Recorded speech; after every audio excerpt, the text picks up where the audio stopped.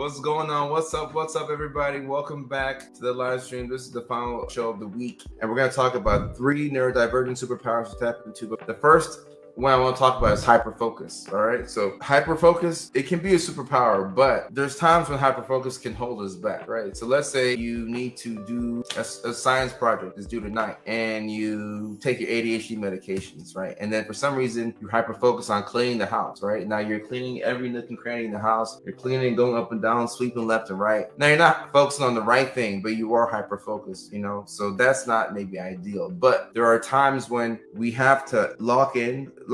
And for me, I can speak on this from personal experience. There's times in my life where I've had to lock in and work on a certain project or a certain thing because I want to get it out, whether it's like content that I'm posting here or whether it's like a short film that I'm trying to do or whatever it is. There's times that you have to lock in and focus on something, right? And for those of us who have experienced hyperfocus, when your hyperfocus lands you on the thing that you have to actually focus on, it's a beautiful thing. It doesn't happen often though. Sometimes we focus on everything but the right thing. But when we're able to tap into that hyperfocus, I think it can be a superpower. And what this is, and I'll get the comments in just a second, but this is called like reframing, right? So when you go to a therapist, what they'll do is they'll help you see things from, what they would normally help you do is see things from a different perspective, right? So we call that reframing, so you're looking at something that looks like it should be negative, but you're thinking of it in a different way that you realize that it can help you out in certain areas of your life, right? So if you're hyper focusing and you're locked in on something that needs to get done, like the essay, the science project you have to do tonight, right? If you're doing that and you can lock in for 3-4 hours, you have an amazing project, right? So when it works like that, it's awesome.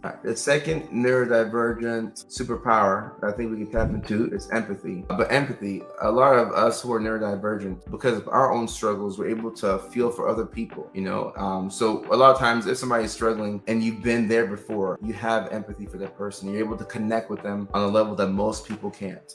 Our struggles are sometimes what connects us and brings us, closer. And Leilani, you're completely correct. Empathy is a double-edged sword because sometimes you get to a point where you try and you're feeling too much, like you're taking on, responsibilities that aren't necessarily yours. So it is a double-edged sword. And I thought about that when I came up with this list. I thought about that. So the third neurodivergent superpower that we can tap into is spontaneity. And why is this important? This is important because a lot of neurodivergent brains tend to get bored really easily, So this is something that a lot of us may struggle with. Like you get bored of certain things. Sometimes it's people, and when it's like that, I hate that because like to hyper focus on somebody in the beginning stages of a potential relationship, and all of a sudden when they're professing their love for you, you're like, nah, that's difficult because somebody's going to get hurt with that, right? But if it can be spontaneous and different ways, like, oh, I'm just gonna take a golf class today, or I'm gonna sign for acting classes, like I did. It's not something that I'm used to. I didn't go to school for acting. I went to school,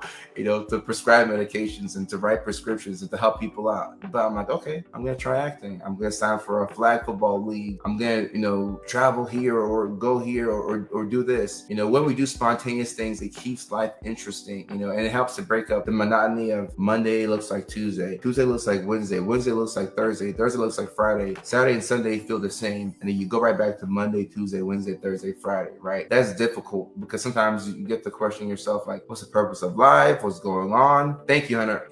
Trying new things. We have to try new things, and sometimes we have to remind ourselves to try new things. Like, all right, Kojo, I've been in the house like all week. Let's get out the house, and the gym doesn't count. Let's go try a new restaurant. Let's go. What can we do that's different from what I normally do? So a lot of times the neurodivergent brain, we tend to be spontaneous and try different things. Sometimes we can take risks too, right? Which might not be the best thing depending on what it is, but it's important to be spontaneous as you can be.